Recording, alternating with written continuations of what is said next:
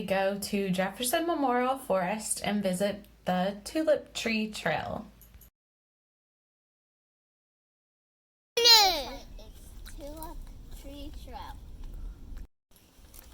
As you can see in this video, the trail is paved, but it is a little more narrow than the trails we have visited in the past. There is still plenty of room for wheelchairs to navigate the trail, as you can see in the pictures from when we went this past fall. This trail is curvy. It is in the valley of the forest, so it stays relatively flat, a little bit of an incline going towards the end of the trail, and when you turn around and come back, it's a little bit of a decline, so it's super easy on the way back.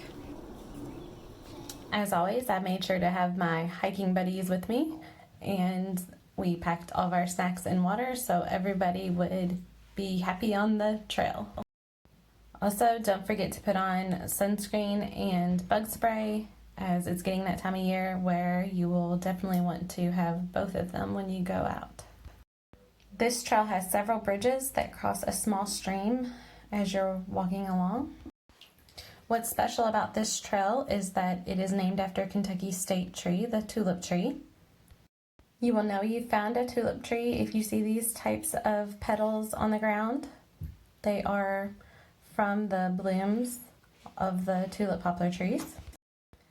Tulip poplar trees are also known for growing very straight, so if you see some very tall, straight trees with leaves that look like this, those are the ones that make these beautiful blossoms. I think they're super pretty, so my hiking buddies and I were really excited to find them, and we took lots of pictures along the trail of these trees and their pretty blooms. Here's an up-close image of what the leaves look like on a tulip tree.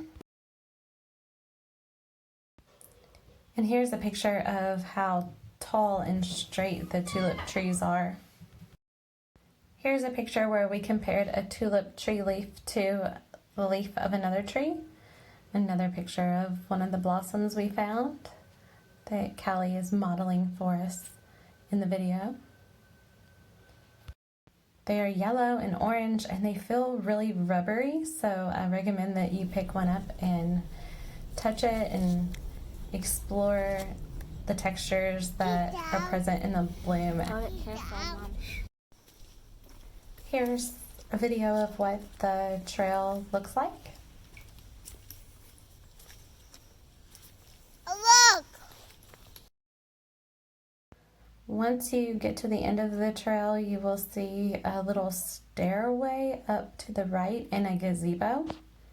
That is where you can sit and have a break or go further exploring up the stairs. We were gonna go on the trail leading up there to show you what it was like, but it was really muddy that day and we decided it was best not to use the trails for our hike. Since it was so wet though, we were able to find a good amount of mushrooms, as they like more moist conditions for growing. And we decided to put our feet in the water at the end of the trail and get our toes wet a little bit.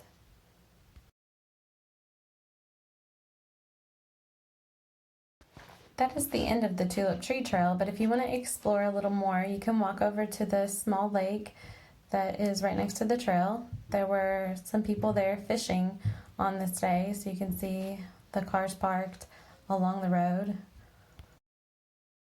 We wanted to explore over by the dock, but make sure that you're holding an adult's hand or staying near an adult if you're going to go near the water. The last time I was here, there wasn't a dock, so this is a new addition, and it's really nice to walk out onto and see the fish swimming around in the water. And if you bring a fishing pole, it gets you a little bit closer to the deeper areas of the pond, so you can catch those fish hanging out in the deep parts. It's kind of hard to see in the video, but you could see in person that there were just fish swimming all around, and that some people maybe need some practice casting because it looks like there were some bobbers that were caught in this tree. Fishing is another one of those activities you can do while you're practicing social distancing.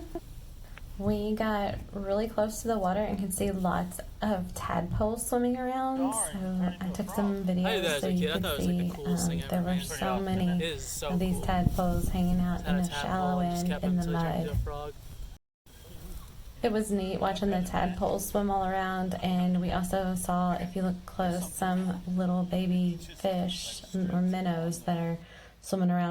We also got to see what a tadpole looks like when it's all grown up. So here's our frog that we found on the trail. If you aren't able to get out in the community and go to Jefferson Memorial Forest this week, you may have access to a pond or another lake near your house that you can go fishing at, and I highly recommend it. It's a great activity to get outdoors and enjoy some sunshine.